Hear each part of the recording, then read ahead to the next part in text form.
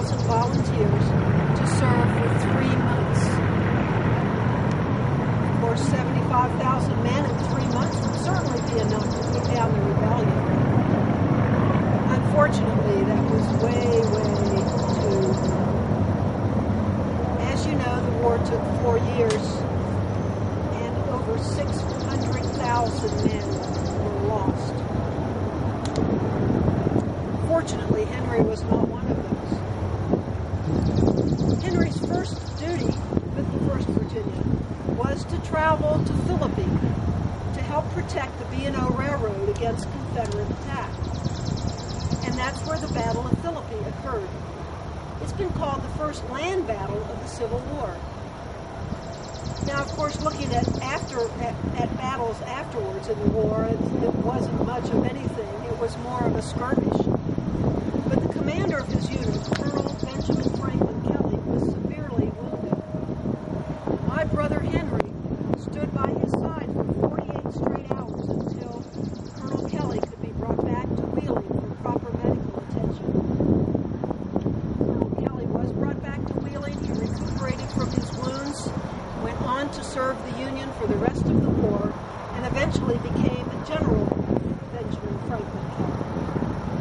And I married his son, John Goshorn Kelley. Here's a picture of my John. Quite a handsome young man, wouldn't you say? He served in the 12th Virginia Infantry and enlisted in the spring of 1862.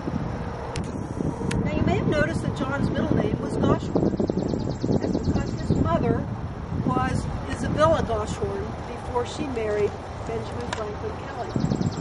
You may have heard of the Goshorns. They owned a farm out toward Elm Grove from here, and many slaves. They were Southern sympathizers. One of their slaves was a woman by the name of Lucy Bagby. And right before the war started, Lucy escaped from Wheeling and made it all the way to Cleveland before she was recaptured. Well, the Goshorns, that would be my John's uncle and grandfather, went to Cleveland and went through all the legal process to force Lucy to return to Wheeling. And she did. We believe that she was the last slave brought back to the South under the fugitive slave law. If you're interested in her story and this legal case, there will be a presentation on Lucy Bagby at Lunch with Books on Tuesday at noon at the Ohio County Public Library. Well, as I said, John survived the war.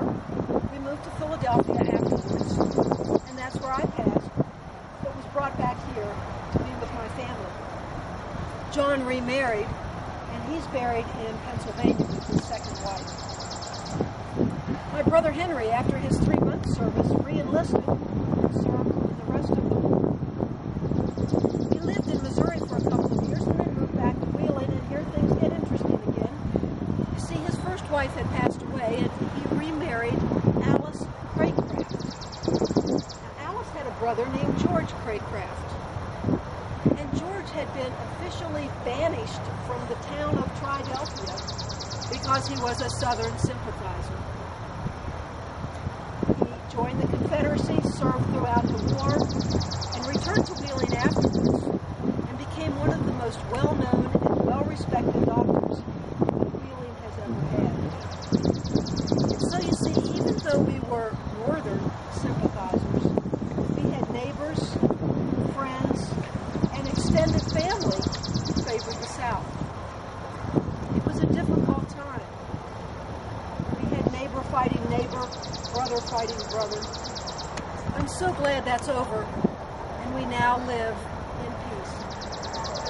And I'm so glad you stopped by today, and I hope you enjoy the rest of your time. Thank you.